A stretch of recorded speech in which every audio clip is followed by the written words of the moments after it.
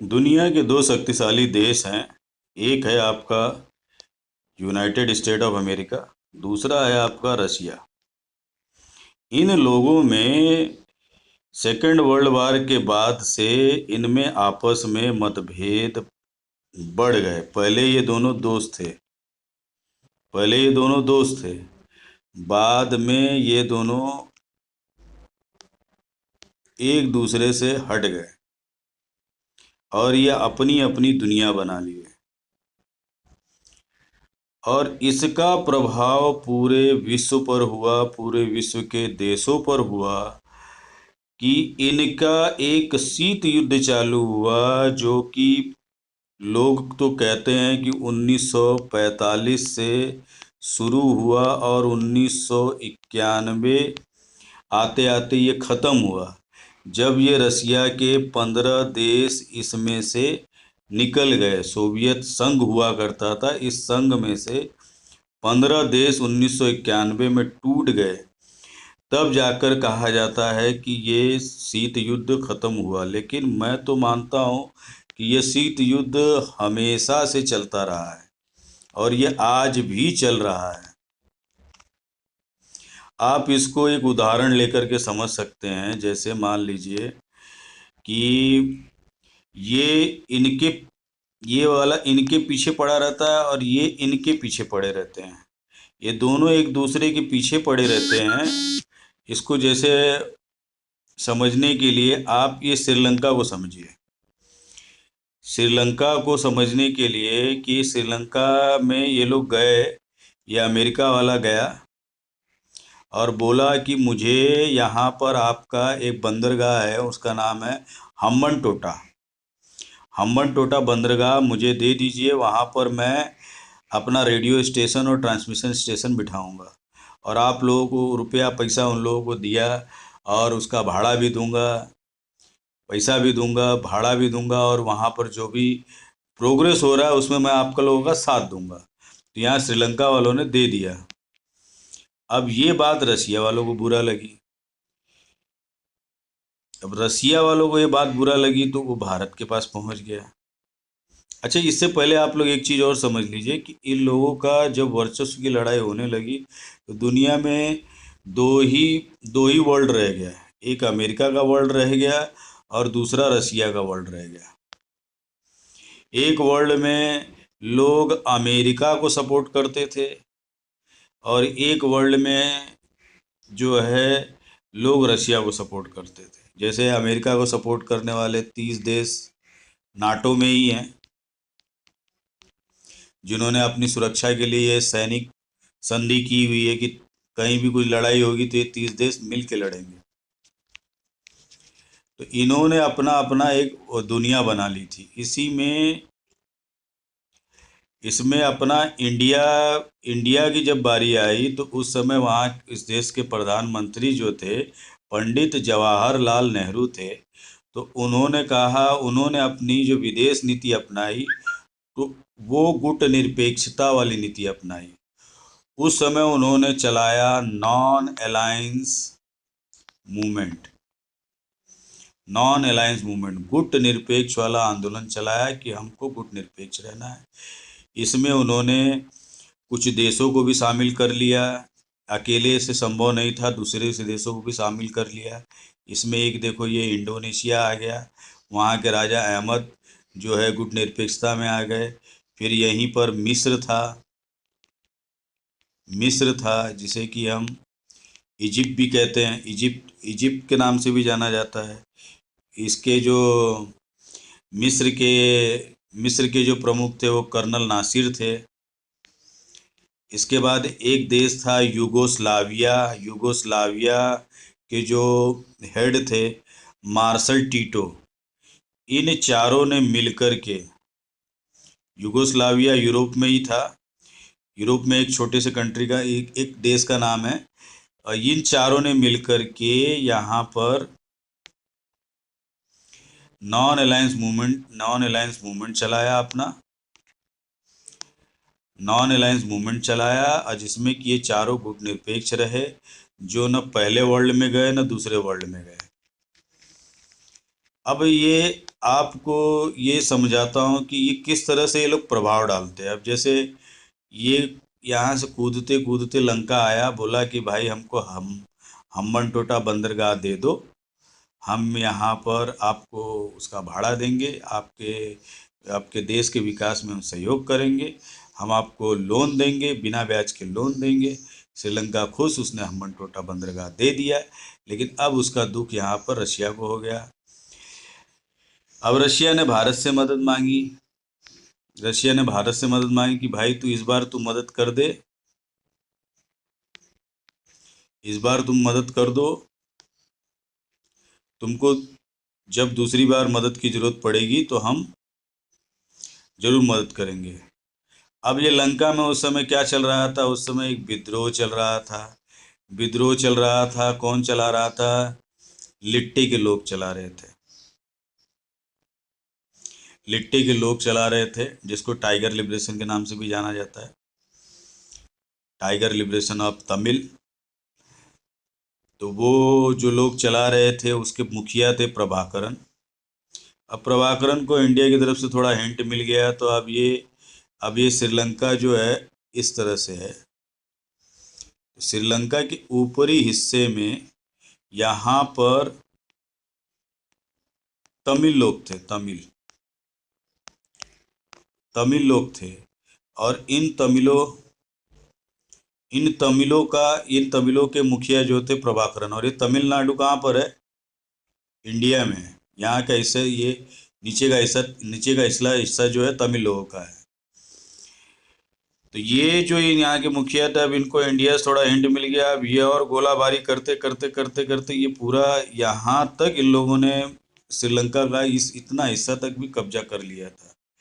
अब ये भी कब्जा हो गया था। उसके बाद से अब ये लोग कह रहे थे कि अब इस तरह से हो गया था कि पहले ये लोग कुछ हिस्सा बोल रहे थे कि श्रीलंका से अलग कर दो, लेकिन लड़ते लड़ते ऐसा माहौल हो गया था कि जो वहाँ श्रीलंका के मूल लोग हैं वो कौन है? सिंहली बौद्ध हैं। सिंहली बौद्ध सिंहली बौद्ध हैं। इनको ही उस देश से चले जाना पड़ता था।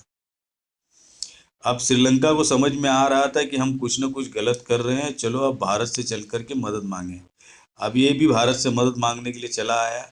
अब बोला कि भाई आपको जो गलत लग रहा है उसको हम सुधार कर देंगे, लेकिन पहले इस प्रभाकरन को रोको। तो उस समय के प्रधानमंत्री जो थे वो थे राजीव गांधी थे। राजीव गांधी ने फिर तुरंत अपने देश से सेना भेजी और जितने इनके तमिल के, ये जितने लिट्टे के उग्रवादी थे, विद्रोही थे, सबको गोलियों से भून दिया गया। उसी में प्रभाकरन की भी मौत हो गई।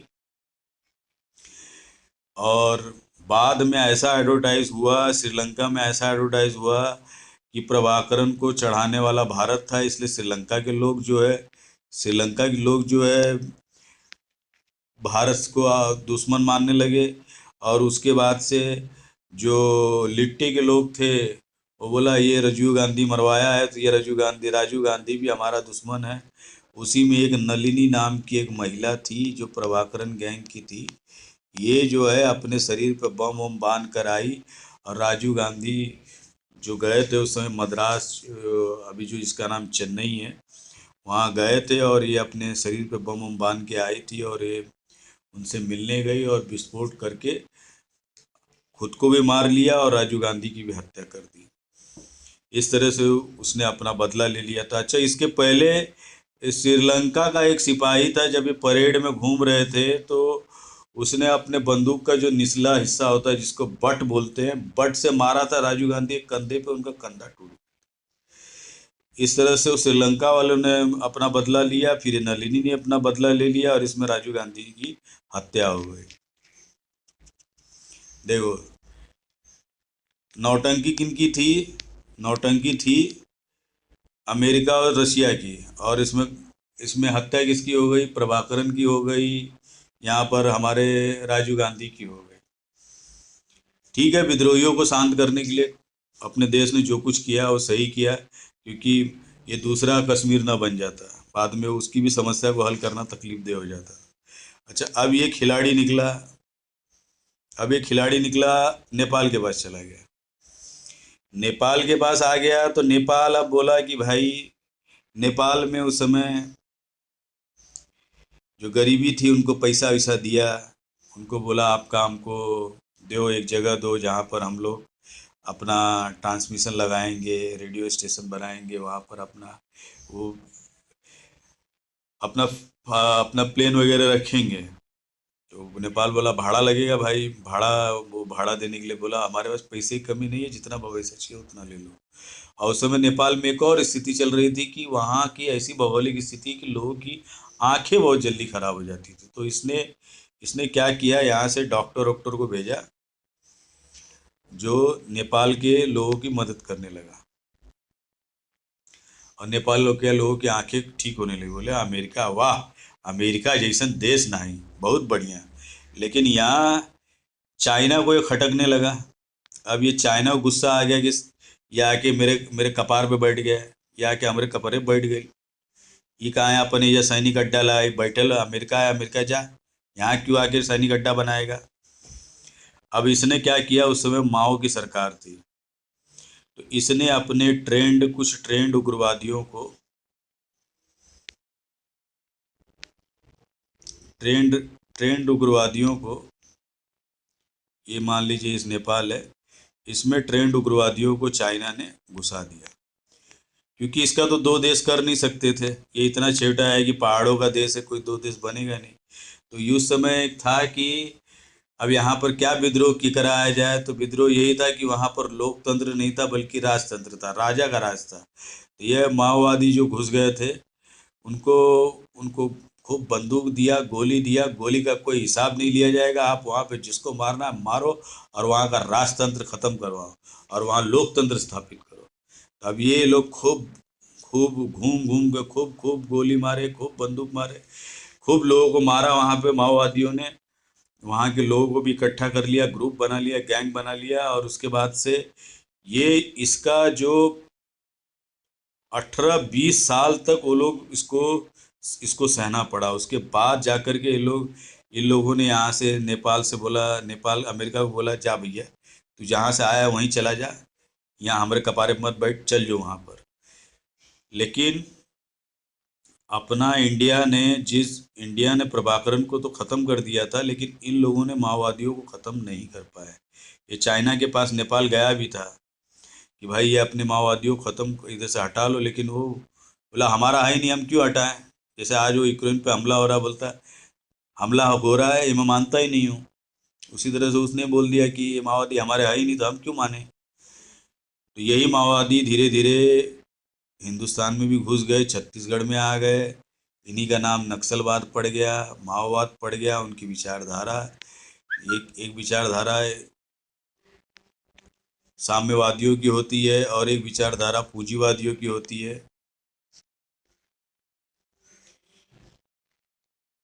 तो इसमें साम्यवादी वाली विचारधारा छोड़ विचारधारा वाले लोग थे, लेकिन यहाँ इन लोगों ने कत्लेआम खूब मचाया। नेपाल के लोग क्यों मरे, ये ये भाई साहब की वजह से। ये भाई साहब इतने बड़े भैया कि हर जगह अपना पैसा लेके पहुंच जाते हैं।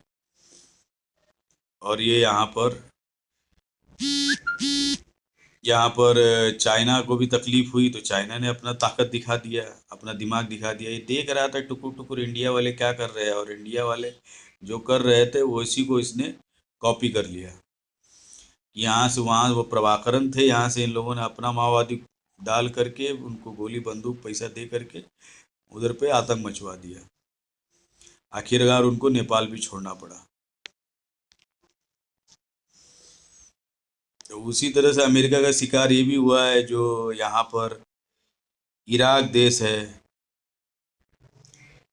इराक वगैरह जो है वो भी इसी तरह से, लीबिया है, जो लीबिया है, लीबिया कौन था, मोहम्मद गद्दाफी, वो वहाँ का इराक का सद्दाम सद्दाम हुसैन ऊपर चला गया। फिर वो यमन में उन लोगों ने कर दिया, सीरिया में आतंक मचा दिया। इस तरह सब जगह जो जो देश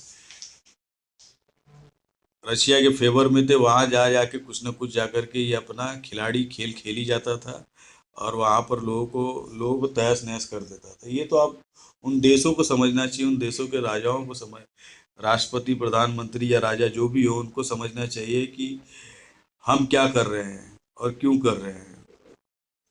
अब ऐसी दूसरी कहानियां भी, दूसरे एग्जाम्पल्स लेकर भी बताऊंगा कि ये किस तरह से दोनों देश ही ज़्यादा करके लोगों में अफगानिस्तान की हालत अफगानिस्तान की हालत ख़राब करने वाले भी बाप बड़े भैया ही हैं, ये बड़े भैया ही हैं। और यहाँ पर भी रसिया रसिया रसिया का ही जो था, रसिया देख रहा था कि भाई अफगानिस्तान में भी रसिया और अमेरिका का ही हस्तक्षेप था। इन दोनों के हस्तक्षेप के कारण अफगानिस्तान बर्बाद हो गया, इराक बर्बाद हो गया, लीबिया, सीरिया, सबकी हालत वैसी ही हो गई। कुवैत नाम का एक छोटा सा देश है जो अमेरिका का सपोर्टर था, उसकी सपोर्ट में ये 30 देशों को लेकर के कूद गया था अमेरिका, और इराक की धज्जियां उड़ा दी थी। पता ही है आप लोग, इराक का सद्दाम हुसैन की हालत खराब करने वाला अमेरिका ही था। चलिए, नेक्स्ट वीडियो में हम लोग दूसरी कहानी लेकर के, दूसरे एग्जाम्पल्स को लेकर के मैं समझाऊंगा कि इनके युद्ध की वजह से ही अधिकतर लोग युद्ध से जुड़े हुए रहते हैं। धन्यवाद।